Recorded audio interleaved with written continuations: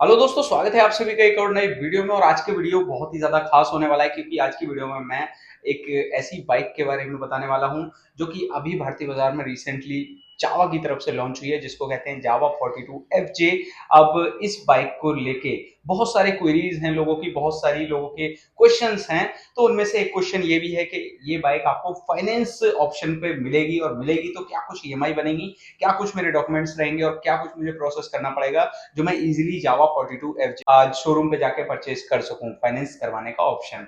अब अगर देखा जाए तो नई बाइक परचेज करते समय पेमेंट करने के लिए दो ही मोड्स बनते हैं, जिसमें कि पहला मोड ये होता है पेमेंट कैश या फिर फाइनेंस। अब जिन लोगों का बजट नहीं होता है वो एक ही ऑप्शन चूज करते हैं जिसे कि हम बोलते हैं फाइनेंस, और जिनका बजट होता है तो वो कैश तो परचेज कर ही लेंगे। तो इस वीडियो में बात करने वाले हैं जावा 42FJ के फाइनेंस को लेके कि कितने कुछ पेमेंट आएगी। सबसे पहले मैं पॉइंट्स वगैरह बता देता हूँ कि पॉइंट्स मेरे कितने होने वाला है इस वीडियो के अंदर। तो वीडियो स्टार्ट करने से पहले एक छोटी सी रिक्वेस्ट यही रहेगी, यदि हमारे चैनल पे नए हैं तो चैनल को जरूर से सब्सक्राइब करें, बेल आइकन प्रेस करें। और ऐसे ही इन्फॉर्मेटिव वीडियोस देखना पसंद करते हैं और आप भी टू व्हीलर्स के फैन हैं बिल्कुल, मतलब कि नई नई बाइक्स चलाना पसंद है, बाइकों के बारे में जानना पसंद है, तो हमारे चैनल को जरूर से सब्सक्राइब करें और बेल आइकन प्रेस जरूर कीजिएगा ताकि फ्यूचर में आने वाले वीडियोस के नोटिफिकेशन आप मिस ना कर पाए। और ऐसी वीडियोस हम इन्फॉर्मेटिव वीडियोस लेके आते रहते हैं, तो जरूर से सब्सक्राइब करें, भूलना मत बिल्कुल भी। और चलिए मैं सबसे पहले पॉइंट्स के ऊपर बात कर लेता हूं कि आप अगर जावा 42 फाइनेंस करवाना चाहते हैं या फिर कोई भी बाइक फाइनेंस करवाना चाहते हैं, ये पॉइंट सब में काउंट हो जाएगा कि आपको क्या कुछ रिक्वायरमेंट चाहिए होगी, क्या कुछ आपके डॉक्यूमेंट्स आपको चाहिए होंगे। तो मेन जो डॉक्यूमेंट्स होते हैं वो टोटल 5 डॉक्यूमेंट्स होते हैं फाइनेंस करवाने के लिए, जो कि आपको फाइनेंस करवाते समय चाहिए होंगे, जो कि हार्ड कॉपी में चाहिए होंगे। और कुछ डॉक्यूमेंट्स ऐसे होते हैं जो डिजिटली भी चलते हैं। सबसे पहले आता है आधार कार्ड। आधार कार्ड आप भी जानते हैं कि सबसे मेन डॉक्यूमेंट होता है जो कि हर चीज में काम आता है, लाइक फाइनेंस ही नहीं, हर चीज जो भी आप कोई काम कराना चाहें तो उसमें काम तो आता ही है आधार कार्ड। पहला आधार कार्ड है, दूसरा पैन कार्ड। ये दोनों ही डॉक्यूमेंट्स आपको हर जगह कैरी करके चलने पड़ते हैं, आपके पर्स में ऑल टाइम होने चाहिए। और तीसरा है आपका चेक और अकाउंट डिटेल्स। कई बार क्या होता है अकाउंट डिटेल्स में पेन लाइक एटीएम से मैंडेट हो जाता है, तो वहां पे हमें चेक नहीं चाहिए होता है, बट फिर भी आप कैरी कर सकते हो जब आप फाइनेंस करवाने जाओ तो। और चौथा है इलेक्ट्रिसिटी बिल। अगर आप मतलब आप जो जिस घर में रहते हैं, अगर आप वो घर आपके खुद का है और बिल आपकी माता जी के नाम है या फिर आपके पिताजी के नाम है, तब वो फाइनेंस में आपके पूरे काम का है। पर अगर वही बिल आपके भाई के नाम हो जाता है या फिर आपकी बहन के नाम होता है, तो वो बिल आपके पर्सनली आपके लिए किसी काम का नहीं होगा, उस बिल को कंसिडर नहीं किया जाएगा। और आधार भी उस केस में कंसिडर किया जाएगा जब आधार कार्ड पे एड्रेस वही का हो जब जहां पर आप रहते हैं। तो इस केस में क्या है, इसके 50-50% चांसेस हैं ये कंसिडर होगा या नहीं। अगर आपके ही ब्लड रिलेशन में, जैसे सपोज 3 ही लोगों में काम आता है, वाइफ, मदर और फादर, इन्हीं 3 लोगों के नाम होगा तो ही काम आएगा, और आपके नाम है तो काम आएगा। इन 3 से 4 रिलेशन के अलावा अगर कहीं भी किसी और के नाम बिजली का बिल होता है तो ये काम नहीं आएगा। और चौथा है, पांचवा है ये सैलरी स्लिप। अगर आप जॉब करते हो तो आपको सैलरी स्लिप बेसिकली चाहिए होती है, और जिससे कि आपका लोन एलिजिबिलिटी है जो थोड़ी ज्यादा आ सके। बैंक देखता है कि आपकी सैलरी अगर अच्छी खासी है तो उस केस में बैंक आपको अच्छा खासा लोन अमाउंट ऑफर कर देता है। तो ये तो है मेन 5 डॉक्यूमेंट्स के आपको क्या कुछ चाहिए होंगे, मतलब कि फाइनेंस करवाते समय। अब आ जाते हैं कि अगर आप फाइनेंस करवाने की सोच रहे हो और आपकी गाड़ी 2 लाख तक की है, तो आप कितने तक मिनिमम डाउन पेमेंट करने में एलिजिबल हो।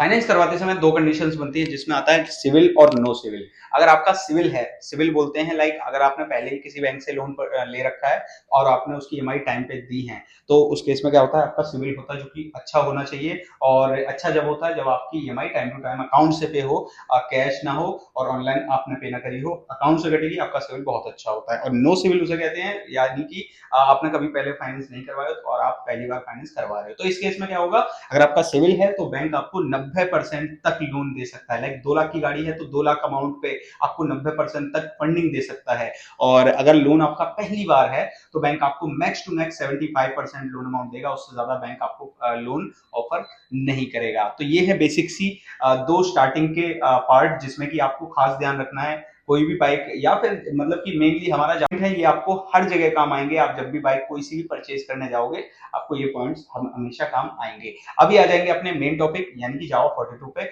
जिसकी हम आज ईएमआई और फाइनेंस पे बात करने वाले हैं। तो सबसे पहले समझ लेते हैं इस बाइक का ऑन रोड प्राइस, जो कि ऑन रोड प्राइस कितना आता है। अब ये बाइक जो है ये 1,99,000 एक्स शोरूम से स्टार्ट होकर 2,20,000 तक जाएगी। अब इस केस में क्या होता है, ये जो है एक्स शोरूम है, और जब आप बाइक का फाइनेंस कॉस्ट करोगे, मतलब कि जब आप बाइक का फाइनल कॉस्ट करोगे, जब ऑन रोड काउंट करोगे, तो उसमें क्या होगा, रोड टैक्स ऐड होगा और इंश्योरेंस अमाउंट ऐड होगा, और कुछ एसेसरीज भी अमाउंट ऐड होता है जो आप एड ऑन एसेसरीज परचेज करना चाहो, जैसे कि लाइक हेलमेट हो गया, और आपका लेग गार्ड हो गया गाड़ी का, या फिर किसी भी तरीके की और जैकेट वगैरह हो गई, ये एसेसरीज अगर आप परचेज करना चाहते हो तो उसका अमाउंट अलग से प्लस किया जाएगा। बाकी ये चीजें जो बाइक लेते समय आपका ऑन रोड कॉस्ट जो मेन वेरी करेगा, ये 3 ही चीजों के साथ वेरी करेगा। अब जावा 42 स्टार्टिंग मॉडल जो आएगा वो आपका 1,99,000 से स्टार्ट होकर 2,20,000 तक जाएगा, ये मैं बता चुका हूँ। और यही वाला मॉडल आपका जो पड़ेगा 2,35,000 के अप्रोक्स पड़ेगा ऑन रोड। अब ये जो प्राइस है ये ऑन रोड है, आप चाहो तो कैश परचेज करोगे तो इतने अमाउंट में आप जाओ 42 का base model on road purchase कर सकते हो। तो 2,35,000 ऑन रोड अमाउंट फिक्स हो गया है। अब इसके अंदर मैं दो ही ऑप्शन बताऊंगा, एक नो सिविल और एक सिविल में, कि आप नो सिविल में कितनी ईएमआई डाउन पेमेंट कर सकते हो और सिविल में कितनी ईएमआई डाउन पेमेंट आपकी बन सकती है। अब आ जाते हैं अपने पहले पॉइंट पे, जिसमें कि होगा नो सिविल। अगर आपने पहली बार लोन ले रहे हो और आपने इससे पहले कभी लोन नहीं लिया है, उस केस में 2,35,000 ऑन रोड प्राइसिंग के हिसाब से आपकी जो डाउन पेमेंट बनेगी वो 64,000 बनेगी। इसमें क्या होगा, आपको बैंक जो है 75% ही फंडिंग देगा। उस केस में आपकी 2 साल की ईएमआई बनेगी 8,576 रुपए, और 3 साल की ईएमआई बनेगी 6,153 रुपए। अब इसमें क्या होता है कि आप चाहो तो 1 साल, 18 महीने, 2.5 साल, 3 साल, 4 साल, 5 साल, मैक्सिमम 5 साल तक लोन करवा सकते हो, और ऐसा आप सिविल और नो सिविल दोनों ही केस में कर सकते हो। अब आ जाते हैं हम अपने सिविल में, मतलब कि जिन्होंने पहले लोन ले रखा है उनका सिविल अच्छा खासा है और उन्होंने टाइम टू टाइम बैंक की पेमेंट करी है, तो आपको बैंक 90% तक लोन अमाउंट ऑफर कर देगा, जिसमें कि आपको मिनिमम डाउन पेमेंट 29,900 रुपए आ जाएगी। और उस केस में क्या होगा, 36 महीने की ईएमआई जो बनेगी वो आपकी बनेगी 7,386 रुपए की, और 24 महीने की ईएमआई बनेगी 10,291 रुपए की।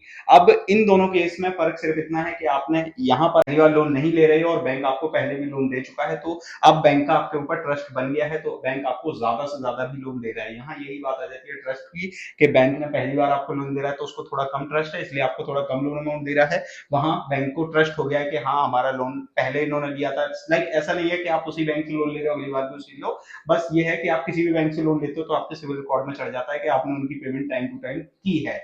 तो यहाँ पर बैंक को ट्रस्ट बन जाता है कि इन्होंने एकदम टाइम पे पेमेंट की है पहले भी, तो अब भी हमारे, या फिर अब भी हमारे भी लोन की पेमेंट टाइम पर ही करेंगे। बस यही फर्क आता है इन दोनों। इन जो कंफ्यूजन बनती है सबकी यही बनती है कि ये वाली, कई बार क्या होता है लोग सोचते हैं मैं पहली बार लोन ले रहा हूँ पर फिर भी मुझे डाउन पेमेंट कम से कम करनी है, तो उस केस में काफी ज्यादा उन्हें प्रॉब्लम हो जाती है, उनको बार बार चक्कर काटने पड़ते हैं फाइनेंस को लेके, कई सारी प्रॉब्लम्स हो जाती हैं और जगह जगह पे उनको और काफी सारे फाइनेंस के लिए बैंक में ट्राई करना पड़ता है, देन उन केस में भी उनका लोन वगैरह नहीं हो पाता है। तो उनके माइंड में ये चीज बिल्कुल माइंड सेट होनी चाहिए कि अगर उनका लोन, उनका सिविल जीरो है, वो पहली बार लोन ले रहे हैं, तो उनको ज्यादा से ज्यादा 75% ही लोन मिलेगा। आप अपनी गाड़ी की अमाउंट कॉस्ट कर सकते हो उसका 75। यहाँ पर लोगों का एक और सवाल निकल के आता है जो कि होता है हिडन चार्जेस, कि आपको हिडन चार्जेस क्यों पे करने पड़े, या फिर कई बार क्या होता है कि आप सोचते हो कि मैं 30,000 डाउन पेमेंट कर रहा हूँ और मेरी गाड़ी 2,35,000 की है, तो मेरा 2,05,000 लोन अमाउंट होना चाहिए। अब उस केस में क्या होता है, फाइनेंस आपको समझाता है कि इसमें आपका प्रोसेसिंग फीस गया है। Processing fees max to max bank का होता है 2.5%,